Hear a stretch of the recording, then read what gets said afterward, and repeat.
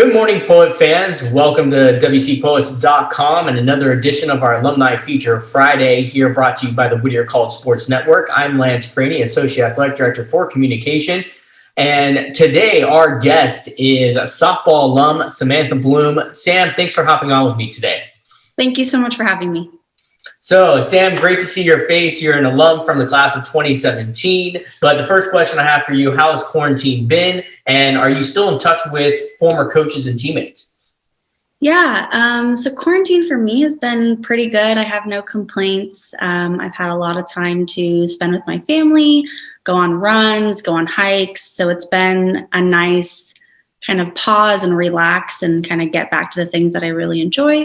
And yeah, I speak to Lou Gandy pretty much every week, if not more, always FaceTiming and texting about what's happening. And then I also try to stay in contact with Mike McBride a lot. He was one of my coaches for 4 years and absolutely amazing. Mm-hmm. And for you, how's Lou doing? Lou's doing great. She got an internship right after college, and then that internship turned into a job. Okay. And so she's been there for 4 years, 3.5 years. Absolutely loves it. She got an offer to work in Oklahoma for a couple months and then came back. And now they're like just giving her all these responsibilities, and she is just taking it and running with it. Yeah, and she's always been successful being at school as well. So that's great to hear that she's doing well. Now, are you missing softball? For a long time, I actually didn't. I was burnt out. I was injured. I was ready for that chapter to close. And then recently, I started giving pitching lessons, and it kind of like reignited the flame and the passion of softball. And it's nice being on the other side of the sport and getting that coaching perspective instead of the player perspective. But I definitely think having like a 3-year pause, which was needed because I played softball for like 17 years and like 13 of those years were competitive. And it was like, okay, this is an okay time to like pause and move on. And then pitching lessons has just been amazing, and like getting back to something that I know has been a lot of fun. Now, do you feel if you did get back on the field that you still have it? I would say yes. I recently got glasses, so I feel like that would kind of like help with some of the hitting and the vision. Getting a little blurry in my old age, but yeah, I think it was.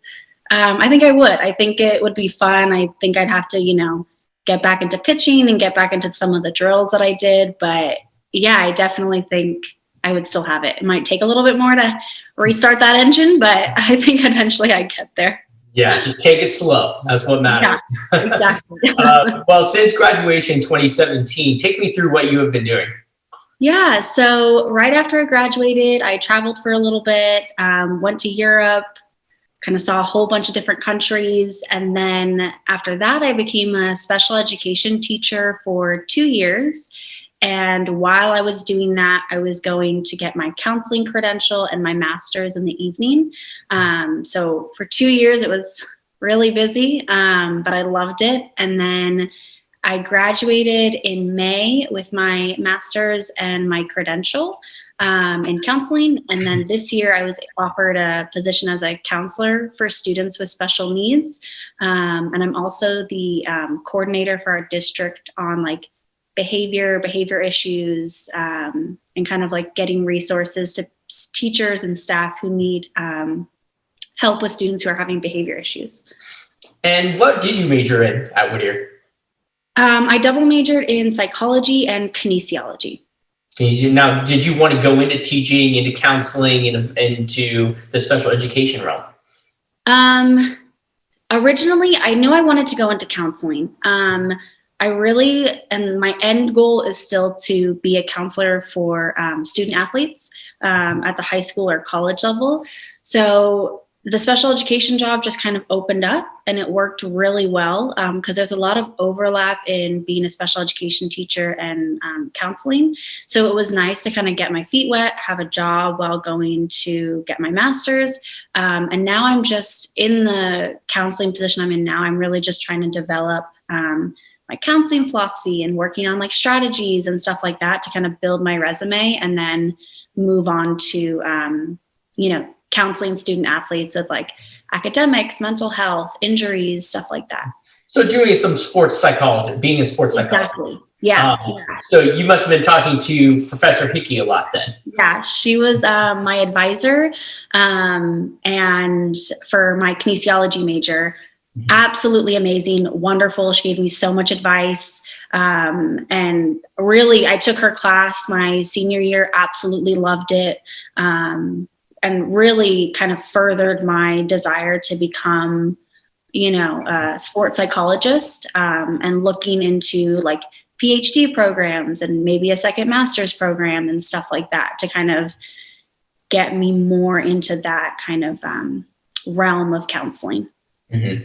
Yeah, and even that during this time is very important for our student athletes with their mental well-being and how are they navigating COVID and what's going to happen, having all this anxiety. So this is the perfect time for that, for sure. Yeah, absolutely. Yeah. Now let's talk about your experience attending Whittier College. How were you so successful in balancing everything? Your academics, athletics, you were successful in the classroom, you were involved at Whittier. How was it for you attending the institution? I loved my time at Whittier. I felt like in order for me to be successful, I knew day one I was going to have good time management skills. I actually took your class that you taught my first year. You had like nutrition and you had like time management and stuff like that. And I remember it was like a class full of athletes, and it was just really awesome. And I actually kind of mirrored that class for my master thesis, about giving student athletes like that class to learn about like nutrition and time management and strategies to like be successful and like how to balance everything. I also was really, really fortunate because a lot of my older teammates were either psych majors or kinesiology majors. So they were like, okay, Sam, like take this class in the fall and take this class in the spring and try to like balance your classes. And like, you want to try to get this class your junior year and this class your senior year.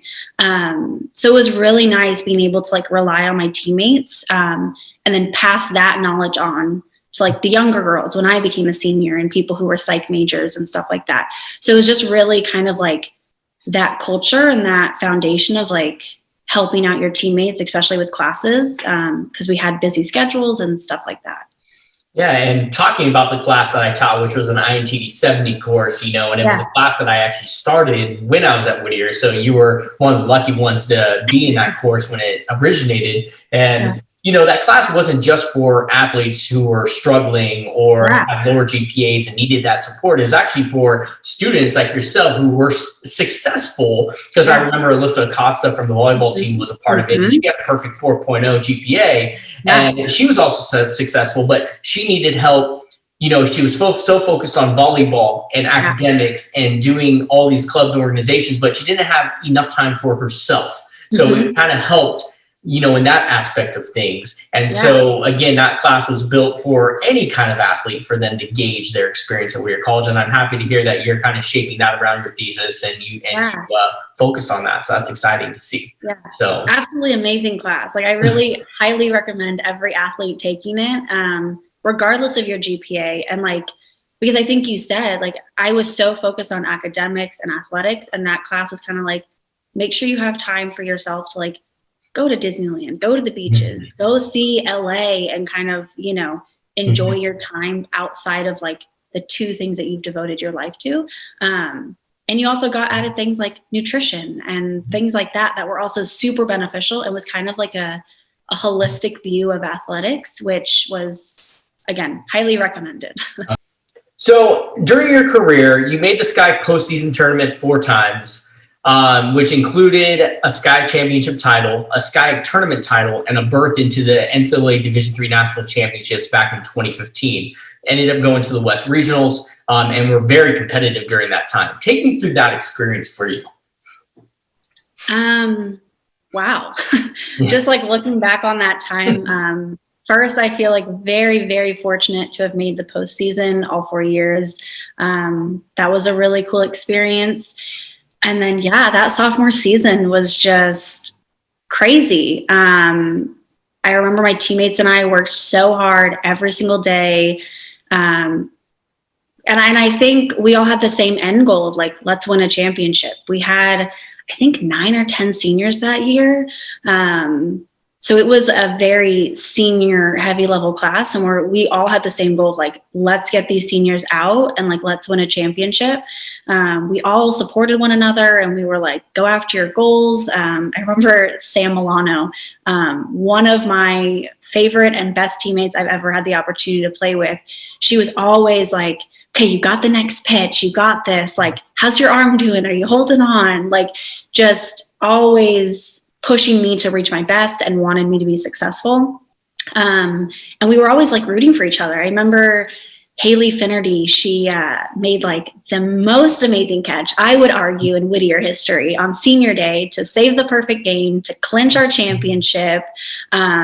I just remember being so excited for her, and she was like the hero of the season, of the day. Like, she was just like, oh my gosh, like everything. And I remember Elise that season hit 3 home runs in a game. And it was just like everyone was having their best season. And I think it was really amazing for those seniors to kind of go out on a championship. And then we went to Texas, and I remember we flew out in this massive storm. Like, I was for sure our plane was going to crash. Like, I hate flying. And I was like, it was so bad. But I remember like going to Texas and flying out and being competitive with like these Texas teams who were just amazing teams. And then to end all the season, I was, All-American, and then got to play in Italy with girls around the country. And that was just another amazing experience. So 2015 was a crazy season.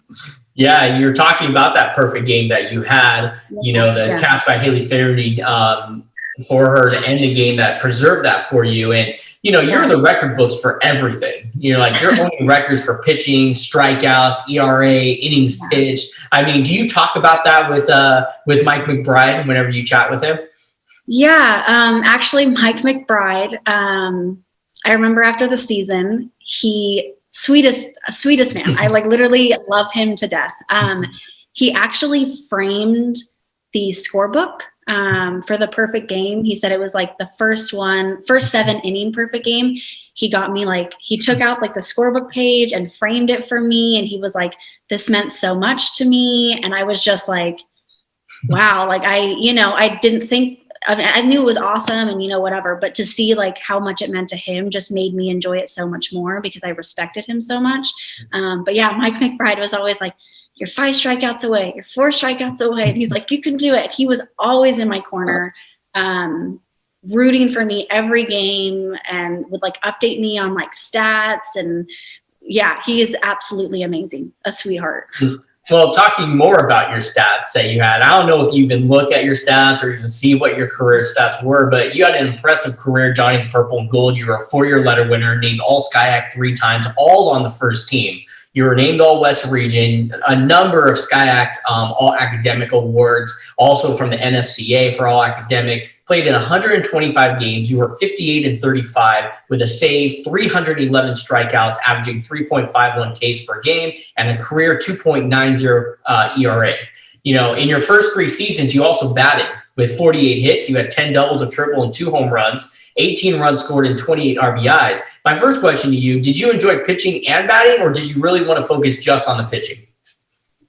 Wow, that was a lot. Honestly, I loved having the opportunity to do both. I remember my freshman year, Shelly Whitaker, she gave me every opportunity I think I ever could have imagined or even dreamt of. I got a hit, play first, pitch, played every game. It was an amazing freshman year. I don't think ever in my wildest dreams I ever expected that, especially going into the team that I went into. And there was just so many talented girls. But yeah, I loved being able to do both. And then as the seasons progressed and pitching became my focus, I loved that too. I got to really focus on every single goal that I had set for pitching. I remember coming in on my recruiting visit with Shelly, and I was like, okay, these are going to be my goals for the next 4 years. And so I really got to focus my last season on just like going after those goals that I had set when I was 17, and just really focusing on that, which was tons of fun. And we had so many good hitters my senior year. So it was kind of like, I don't mind stepping aside, letting someone else get a hit, and then I just get to focus on pitching. So that wasn't also, I loved both. I loved both experiences. Of course. Now, do you feel over your career you continued improving once you got to Whittier? I mean, you were successful in high school. Then as a freshman, you were successful, but did you continue progressing even until your senior year? Yeah, I would say totally. I know over my freshman year, I had lost like 30 pounds and worked really hard in like the strength and conditioning room. And I just remember getting stronger, and that I noticed in my pitching, it was getting stronger and faster and harder. And so I could totally tell through my pitching and just like my athleticism, it just got better and better as each season progressed. And I just got more into like working out and fitness and health. And so I could definitely see the progress over the 4 years. Now, the last question I have for you, any words of advice for athletes who are attending Whittier College right now, maybe trying to help them get more involved on campus, join clubs, organizations, or also any future recruits who maybe are thinking on the fence, should I attend Whittier College, should I not? You know, what did you like about the college? What can you maybe help share some insight for those?